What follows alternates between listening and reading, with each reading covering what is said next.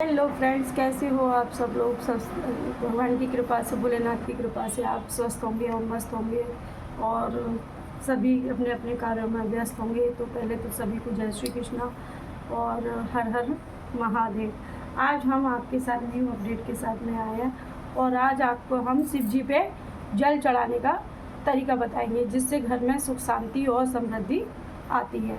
तो हम पहले भोलेनाथ के दर्शन करते हैं और मैं अपने घर पे ही आपको शिवलिंग पे जल चढ़ा के ही बताती हूँ कि कैसे हैं जल चढ़ाना चाहिए हमें। एक होता है सीधे तरीके से जल चढ़ाना, ठीक है। जैसे जल ले लिया हमने ऐसे भोले बाबा पे, ऐसे हमने, देखो आप मेरे भोले बाबा को देखिए, ठीक है। ये मेरे छोटे से भोले बाबा है, देखिए आप, है ना। तो ये मेरे छोटे से भोले बाबा है, आपको दिखाई दे रहा है। ये मेरे शिव जी है। तो मैं इन शिवजियों पे आपको जल चढ़ा के बताऊँगी कि कैसे चढ़ाते हैं। बहुत से लोग आप क्या करते हैं कि ऐसे शिवलिंग पे जल चढ़ाते हैं, सीधा सीधा ऐसे ऐसे सीधा डायरेक्ट जल चढ़ा देते हैं, ठीक है। लेकिन हमें ऐसे जल नहीं चढ़ाना है। जिसको भी सुख शांति समृद्धि और धन की आवश्यकता हो, वो लोग किस तरीके से जल चढ़ाते हैं वो आज मैं आपको बताती हूँ, ठीक है। जो हमारे पुराणों ग्रंथों में, शिव पुराण में, हर चीज़ में, मतलब शिव पुराण में लिखा हुआ है कि हमें जल इस तरीके से चढ़ाना चाहिए। तो पहले जल चढ़ाते हैं हम, देखो ये मेरे कुबेर भंडारी हैं, ये हमारे नंदी बाबा हैं, ये भोले बाबा हैं, ये हमारे भोले बाबा हैं, ये नंदी महाराज जी हैं। तो अभी नंदी महाराज जी को इधर कर देते हैं, पहले हम भोले बाबा से ही समझते हैं, ठीक है। तो नंदी महाराज जी इधर और ये भी इधर। तो आप समझ रहे होंगे, फ़ोटो में देख के देखो, है ना, दोनों दिखाई दे रहे हैं ना आपको, शिव जी भी और ये नंदी महाराज जी दिखाई दे रहे हैं ना आपको। और नहीं समझ में आए फ्रेंड्स तो कमेंट करके आप मुझसे पूछ सकते हो, मैं दोबारा से इस अपडेट को लेके ज़रूर आऊँगी आप लोगों के साथ। तो पहले हम श्री शिवाय नमस्तुभ्यम बोलेंगे। तो पहले हम राइट हैंड में जल चढ़ाएंगे गणेश जी के नाम का, क्योंकि इधर होते हैं गणेश जी, ठीक है, और इधर होते हैं कार्तिकेय जी, और इधर होते हैं अशोक सुंदरी, और बीच में जो जलाधारी है, ये जलाधारी है, ये होती हैं माता पार्वती का हस्त कमल। तो एक शिवलिंग पे जल चढ़ाने से ही हमें सारे देवी देवताओं का पुण्य फल प्राप्त हो जाता है। एक शिवलिंग पे जल चढ़ाने से, किस पे, एक शिवलिंग पे जल चढ़ाने से हमें सारे देवी देवताओं का फल प्राप्त होता है। और जो यहाँ से पानी की धार ये बह के जाती है यहाँ से, ये क्या है, यहाँ पे 64 देवी देवता जो होते हैं हमारे, जो जितने भी देवी देवता होता है उनको भी भाग प्राप्त होता है यहाँ से। कहते हैं लोग, कहते हैं शिव पुराण में कि अगर अशोक सुंदरी पे अगर आपने ये 3 उंगलियों को लेके ऐसे करके कोई भी बात बोल दी, मनो इच्छा, मतलब अपनी की जो कोई भी इच्छा है उसको व्यक्त करा या बोला भोलेनाथ से, तो क्योंकि अशोक सुंदरी से हो रही है, तो बाप अपनी संतान से, बेटी से कहोगे तो बेटी अपने बाप से तो ज़रूर कहेगी। तो वही वाली बात है, अगर अशोक सुंदरी का यहाँ स्थान होता है। और आप ये समझिए कि शिव शंकर की कितनी बेटियाँ थी, आप ये बताइए मुझे कि शिव शंकर की कितनी बेटियाँ थी, भोलेनाथ जी की कितनी संतानें हैं, बताओ आप, नहीं पता किसी को। तो मैं बताती हूँ, शिव शंकर की 6 पुत्रियाँ थी, है ना। कितनी पुत्रियाँ हैं, 6। 5 पुत्रियों को, एक पुत्री का नाम तो मैंने आपको बता दिया। अब 5 पुत्री कहाँ पर हैं, 5 पुत्री है यहाँ पर, देखो आपको ये दिखाई दे रही होगी ना जलाधारी, देखो ये जो बूंद बूंद पानी टपकता है ना, ये जलाधारी होती है। यहाँ पर होती है जया, विशेरा, सामलीवारी, दोतली, देव। ये 5 पुत्रियों का निवास इस जल के अंदर होता है, इस कलश के अंदर होता है, जो नीचे भोलेनाथ के शिवलिंग पे इधर जो है टप टप टप टप करके टपकता है ना, इधर जो टपकता है, ये दिखाई दे रहा, यहाँ ये टपकता है ना। तो ये 5 पुत्रियों का वो होता है, ठीक है। तो ये 5 पुत्रियाँ हो गई, 6वीं पुत्री ये हो गई। तो आप सबसे छोटी नंबर की पुत्री कौन सी है, हमारी अशोक सुंदरी। तो गणेश जी का स्थान यहाँ हो गया, कार्तिकेय जी का स्थान यहाँ हो गया, अशोक सुंदरी का स्थान यहाँ हो गया, और चौथे नंबर पे पार्वती माँ का स्थान, मतलब पार्वती मैया का हस्त कमल, और 5वें नंबर पे भोले बाबा। तो 5वें नंबर पे क्या है? भोलेनाथ शिव शंभू, है ना।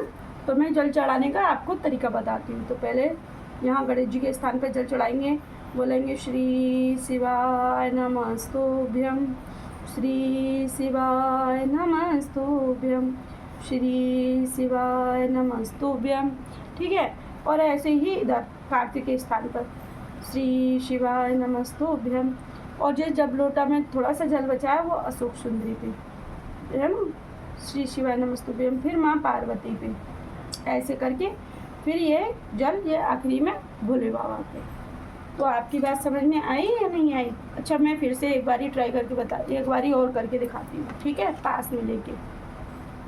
देखो, पहले गणेश जी के स्थान पे, फिर कार्तिकेय जी के स्थान पे, फिर अशोक सुंदरी के स्थान पे, फिर माँ पार्वती का हस्तकमल, फिर जल का धार बंद नहीं करनी है, फिर भोले बाबा के स्थान पर, ठीक है।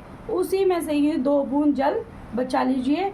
जो नंदी बाबा का जो उठा हुआ एक चरण होता होगा, आपने देखा होगा कि नंदी महाराज जी का एक उठा हुआ चरण होता है और एक बैठा हुआ मतलब लेटा हुआ चरण होता है। तो उस थोड़ा 2 बूंद जल को नंदी महाराज जी के उठे हुए चरण पे चढ़ाना है, ठीक है।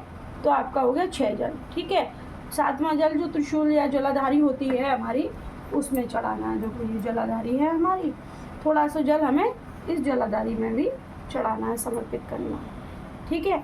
और बाकी का जो नीचे जो जल धार बह के आती है, उस जल के लोटे में इस जल को थोड़ा सा ऐसे करके ऐसे झेल लेते हैं। झेलने के बाद में फिर हम अपने घर पे इस जल को लेके आते हैं।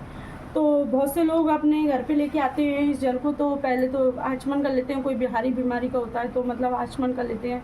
और बहुत से लोग अपने घर के दरवाजे पे ऐसे करके और यूं करके छींटते हैं, अपने घर के अंदर लेके आते हैं। हाँ, एक बात और है कि कभी भी मंदिर से आओ आप, तो कभी भी अपने कलश को, अपने इस वाले कलश को कभी भी खाली मतलब नहीं लेके आना है। क्योंकि भगवान के दरवाजे पे जा रहे हो आप, बेटी हो, बाप के दरवाजे पे जा रहे हो, तो बाप के यहाँ से तो कोई भी संतान खाली हाथ लौटती नहीं है। तो इसीलिए आप जो जल का पात्र जो लेके जा रहे हो भोले बाबा के दरवाजे पर, तो उसको कभी भी खाली नहीं लाना है। उसमें 2-4 बूंद जल बचा लो, या फिर समर्पित करने से पहले, या फिर भगवान जी का ही चरणामृत लेके आओ, चरणों से जो ऐसे करके लेके आओ 2-4 बूंद। और अपनी जिनकी आँखें कमज़ोर होती हैं तो वो अपनी नैनों पे भी लगा सकते हैं। अगर नैनों पे नहीं लगा सकते हो तो आचमन कर लो, ऐसे करके पी लो उसको, और पी लो और घर में भी छींट सकते हैं आप। ये तो हमारा हो गया जल। अगर आपके पास कुछ भी नहीं है, आप मंदिर गए हो, तो एक चावल का दाना तो फ्रेंड्स सभी के घर में होता है, इसीलिए एक चावल का दाना भोलेनाथ जी पे समर्पित किया जाता है ना।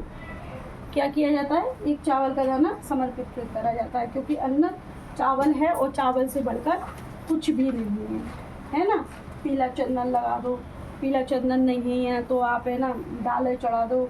और किसी पे अगर ग्रह दोष है या कुछ दिक्कत है तो आप है ना वो कर सकते हो, आप काले तिल भी चढ़ा सकते हो।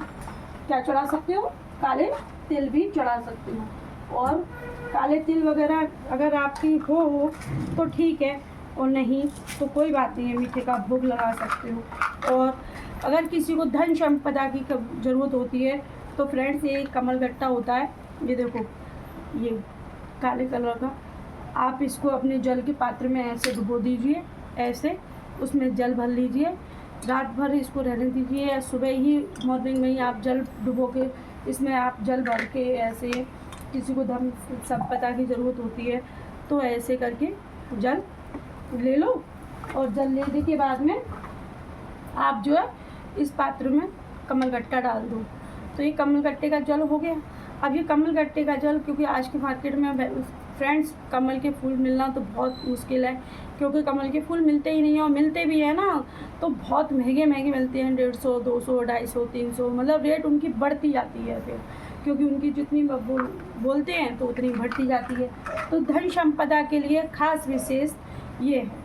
कमल के जल में ही आप कमल का पुष्प नहीं चढ़ा सकते हो, क्योंकि कमल के गट्टे का जल आप भोलेनाथ पे ऐसे ही समर्पित कर सकते हो, ऐसे करके समर्पित कर दो। और जो कमल है गट्टा, हमारा कमल का गट्टा, वो भोले बाबा पे ऐसे करके चढ़ा। ठीक है, वो गिरेगा, लेकिन मेरे जो शिव जी हैं वो छोटे हैं, लेकिन बाकी जो मंदिर में आप जाओ तो वो नहीं होंगे, तो इस तरीके से आप जल चढ़ा सकते हो। तो ये थी हमारी जानकारी, आपको अच्छी लगी हो तो हमें लाइक, कमेंट, शेयर ज़रूर करना फ्रेंड्स। और अगर आपको मेरी वीडियो अच्छी लगी हो तो लाइक, कमेंट, शेयर ज़रूर करें और बताएं कि मेरी ये जानकारी, दी हुई जानकारी पसंद आई या नहीं आई, और कुछ भी बात समझ में ना आए तो एक कमेंट करके मुझे ज़रूर बता देना कि मैं जो है इस चीज़ की दोबारा ही अपडेट लेके आऊँगी। जल चढ़ाने का तरीका, जल चढ़ाया कैसे जाता है, भोलेनाथ पे चावल का दाना क्यों चढ़ाया जाता है, कैसे चढ़ाया जाता है और इससे क्या प्राप्त होता है, वो सारी चीज़ें आपके सामने मैं लेके आऊँगी। लेकिन आप मुझे कमेंट करके ज़रूर बताना, और प्लीज़ नए हो, मेरी वीडियो अच्छी लगी हो तो आप लाइक, शेयर, कमेंट ज़रूर करा करो फ्रेंड्स। देखो, इससे मेरे मतलब थोड़ा मुझे मोटिवेशन मिलता है कि हाँ, आप लोगों को पसंद आ रहा है, मेरी वीडियो आप लोगों को पसंद आ रही है। और आप लोग भी मुझे कमेंट करके नहीं बताओगे कि मेरी वीडियो आपको पसंद आ भी रही है कि नहीं आ रही है, तो फिर मेरा बनाने का मन नहीं करेगा ना। जैसे अभी 2-3 दिन पहले मेरा वीडियो बिल्कुल भी बनाने का मन नहीं करा, क्योंकि आप लोगों ने कमेंट किया ही नहीं था। तो इसलिए आप मेरे को कमेंट करा करो, कमेंट करके मुझे नई जानकारी के लिए, नई अपडेट के लिए, और आपके दिमाग में कोई भी चीज़ हो, कोई भी परेशानी हो, या मतलब कोई और नई जानकारी चाहते हो मुझसे, तो मैं उस चीज़ की भी वीडियो बनाऊँगी। जल चढ़ाने का तरीका, या आप मुझसे पूछ सकते हो कि चावल क्यों चढ़ाई जाती है, काली मिर्ची क्यों चढ़ाई जाती है, तो मैं वो भी बताऊँगी। तो जब तक के लिए जय जय श्री कृष्णा, है ना। तो जब तक के लिए जय जय श्री कृष्णा, जय जय श्री राधे, जय जय श्री कृष्णा, जय जय श्री राधे, और हर हर महादेव। ठीक है फ्रेंड्स, अगली वीडियो में मिलते हैं, नेक्स्ट वीडियो में। Okay, bye.